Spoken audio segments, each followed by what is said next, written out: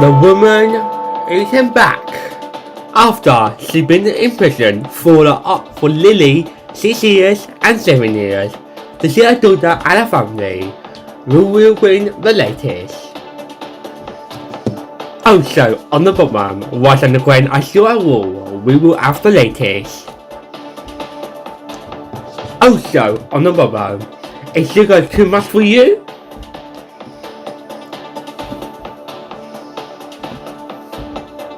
Tomorrow it is St. Patrick's Day. We'll bring you the latest. And the NS have been doing so good in our lives. We will pay tribute to the NS for very good lives.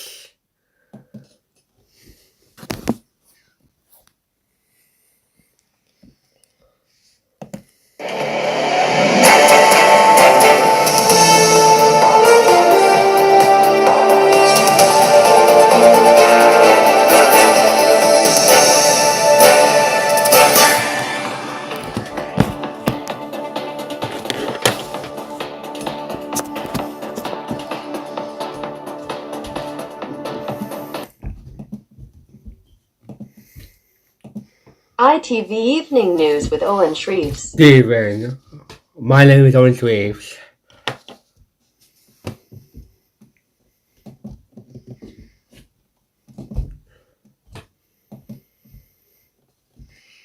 So a woman has been arrested over 6 years and 7 years, and she's finally went on the plane to go home and see her family and her daughter.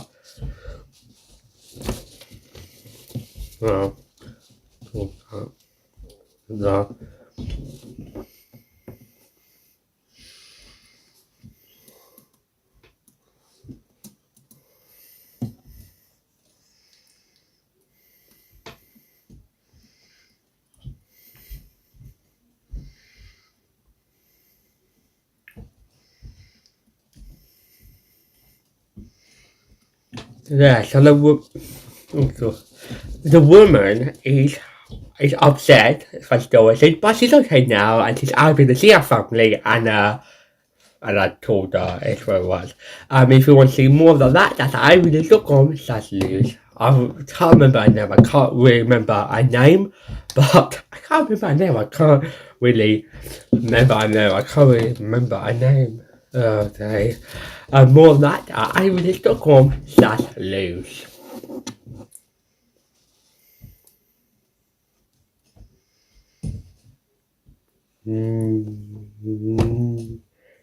Now moving on to the Ukraine and Russia in war. The British attack on the first flight in Ukraine, MILITARRY base wants the latest. Here is the latest. Among the refugees. Sorry about that.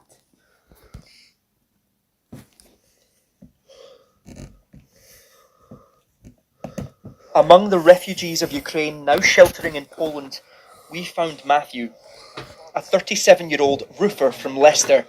He tells me he's here because he joined the army of foreign fighters, but it was his first night at the military base in Yavoriv when Russian missiles rained down. We had no warning, and it was just whoosh, bang, and then basically, about 30 times after that, and our base absolutely got smashed to pieces. The whole ground shakes, and your body shakes. But what was worse is because there was hitting targets before, and it was coming closer to us where we are. I was thinking, that's it. I was thinking, what have I done? So I just had to jump up in basically what I had. No boots or anything on, and just basically run for my life. Well, we all did. And we found this little foxhole, this ditch, and we jumped into there. We basically waited till it's over. And the smell of this black smoke, I'll never get it out. I'll never get it. I've never smelled anything like it before, and I hope I don't smell anything like it again. Matthew shows me photos and tells me he has a family waiting for him in England. Yes, got 2 kids back at home, and some naughty nieces. But that's another thing that's going through my mind. Will I ever see them again? And my parents. Matthew, You've been through a lot. Are you all right? Yeah, I've never ever been fired upon, never ever been in a situation like that. I think the closest I've come to being fired was a pellet one years ago when we were playing around as kids. Or say firework night or something. But that is just something, it's unreal. From a pellet missiles. Yeah. Narrow escape. Matthew back into Ukraine. Yes. I'm gonna be happy with that. No. I can imagine. How do you feel about it? A bit scared and that, but we'll just carry on doing what we can. Well, I'm not scared. Driving you to go back there. I'm no hard man around. Like, I'm just a simple person. Like, back at home and that. But anything I can do to be hands-on or go out and join the fight. For now, Matthew helps Ukrainians by volunteering at the refugee centre, just awaiting the order to go back and fight for their country. Peter Smith, News at 10, Korsava in Poland. Thank you for that latest and more that I will talk on lose.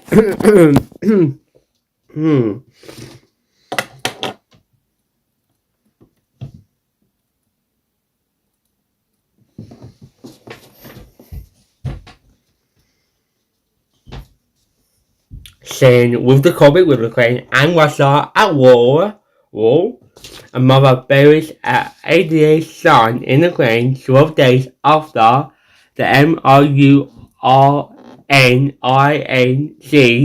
the loss of her uncles. Here is the latest.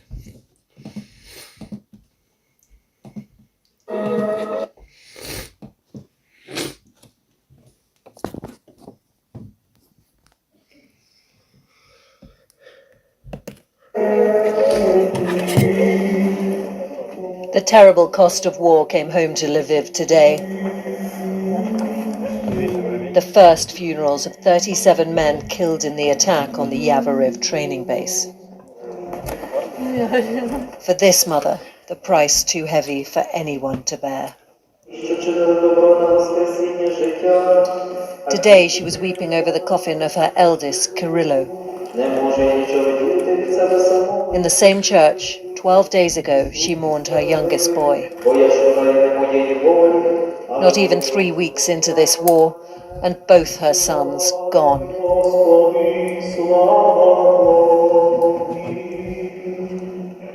Three other families buried their soldier sons here today. Now the British government is trying to establish whether this pain will be felt back home too. The Russian attack on Yavoriv on Sunday morning destroyed large parts of the base. The Foreign Office in London has said today that it's urgently investigating reports that 3 British veterans were killed in the strike. We do know Yavoriv was used as a site for training foreign fighters. Today we met a group of foreigners returning from the front line near Kiev, including a British veteran who said they all passed through that base. And previously, the authorities here have said that thousands of foreigners answered the call to help defend Ukraine. Today I asked the mayor of Lviv about British casualties. No. 0 men from different countries. No, only Ukrainian. No British men killed or injured. In the military cemetery, Kirillo Vushevany and his comrades were laid to rest. Ukrainians fighting to defend their country. If Britons did die alongside them, they would be very far from home. Romilly Weeks, News at 10 in Ukraine. Thank you, Mummy Weeks for the latest. And you can show that at Willis.com/news. And you're affected if you are sad or affected by this news, you can call Sarah at 078899 for the latest.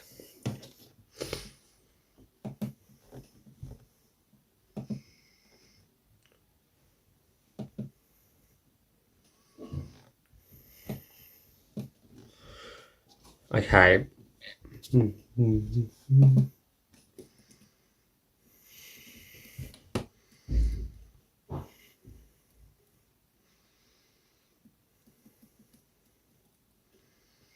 Okay.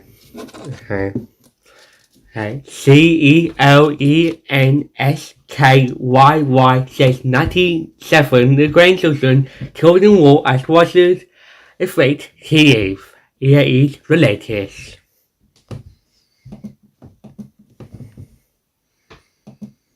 This is not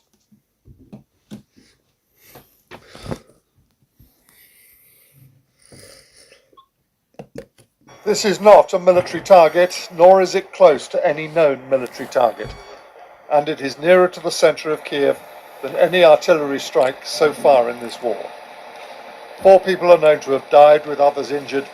The death toll is only as low as it is because so many have fled the capital and so many more spend nights in bunkers.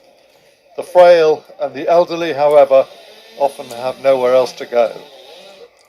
Kiev's mayor, former boxer Vitaly Klitschko, was on the scene breathing the defiance felt by so many of its citizens. We will defend our city. It's our homes.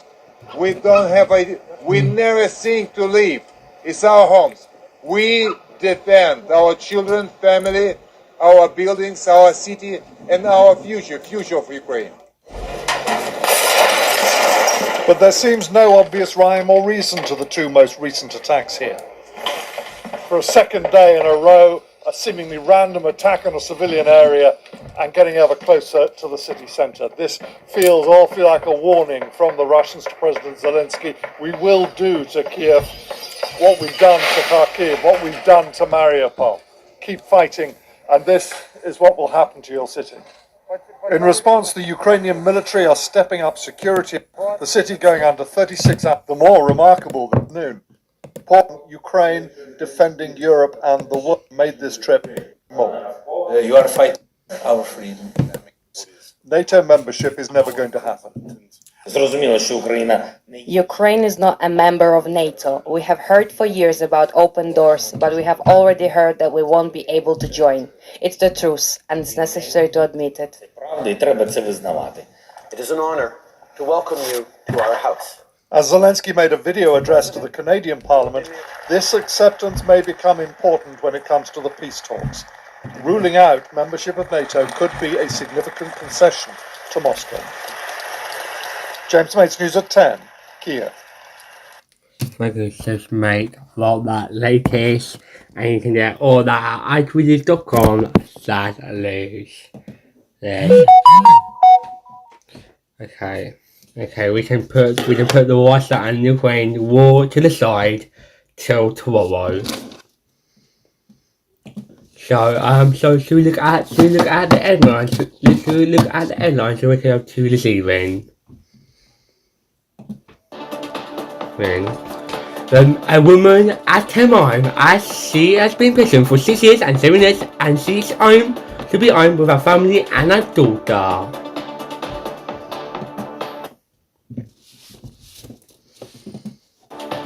And Russia and Ukraine are still at war, but we add the latest. You can do that at iTweeted.com/news. Okay. How much sugar is good for you? That is the problem. How much sugar is good for you? So we ask you, and 86% says yes, and 95% says no.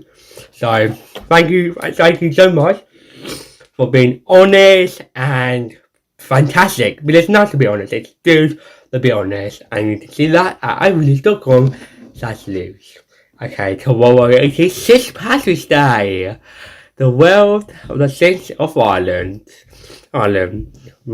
So you might see a lot of people wearing win tomorrow, and it's gonna be different. You'll see a lot of people wearing win, and so there. So we're gonna do tomorrow for the ITV evening news. We are still going to talk about Ukraine and Russia and what was able to lose, but we will do a. So what we're trying to say is tomorrow we're gonna have 2 news programs. So we're gonna have the ITV news tomorrow at 6:20 with Mary Nightingale, and then I'll be here from 8 PM with a St. Patrick's Day special. Do you know what that? That's a St. Patrick's Day special. and that's at 8 o'clock till 8, and we'll just be talking about the 6 of this past week, and we'll be talking about Russia and Ukraine and the latest news. Okay, but more about that at ivynews.com/news.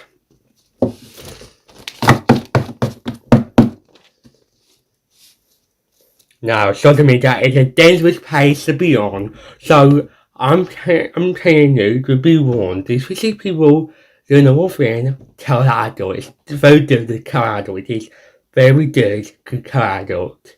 And more about this social media at ivynews.com/news.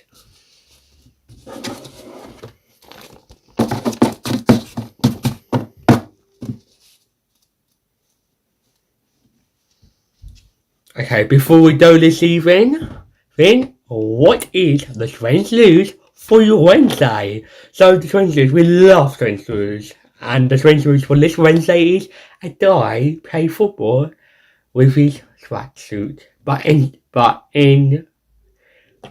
backwards. Yeah, I know, hilarious. We will show a picture of that at ivynews.com/news. A baby girl who just turned 3 years old today, she sang fireworks for the first time. How fun is that? And you can get all the strange news on ivynews.com/news. Okay, that's a lot from us this evening. Mary and Dale will be back to 6:30, but I'll be back tomorrow night at 8 PM for a special news program about the Ukraine, Russia, St. Patrick's Day, a lot of news. So you can have Mary and Dale from 6:30 to 7:30.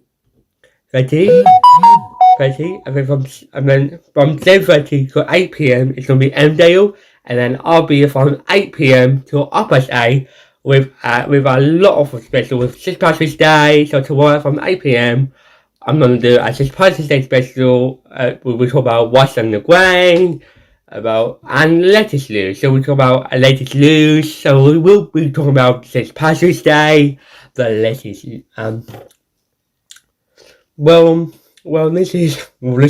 This is why everybody is very confused.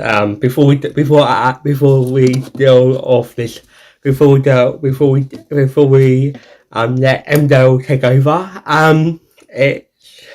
So Mary and Dale will be from 6:30 with all the latest news till 7:30, and then from 7:30 to 8 will be Emdo as always, and then I'll be back at 8 o'clock. I say okay. Set the pans. This never happened before. Set the pans. I'll be back tomorrow at 8:30 with a special program all the way till 9:30. It's gonna be a good program. We're gonna talk about St. Patrick's Day. We're gonna talk about the latest news in Ukraine and Russia, and we'll talk about a lot of news. So you can sit there. We'll be looking forward to it. Yes, exactly. We'll be looking forward to it. Okay, that's it for this evening. I'm back tomorrow at 8:30 with the ITV. We haven't think of a title for it. This ITV even though it will be at 6:30. What should we call it at 8:30? 8:30, we could call it the ITV Evening News. Let's call the ITV Evening News, okay? I'm back tomorrow at 8:30 with the ITV Evening News. It's so funny. So you don't talk, I know. So tomorrow, Mary and Dale will be at 6:30 with the ITV Evening News, but I'll be back at 8:30 tomorrow night with my other ITV Evening News, the late one. Yes, the late one. I'm already joking. You don't have to be worried about it. I'm back tomorrow at 8:30 for the ITV News late. You definitely do not want to miss that. And from everyone here, good night and stay safe.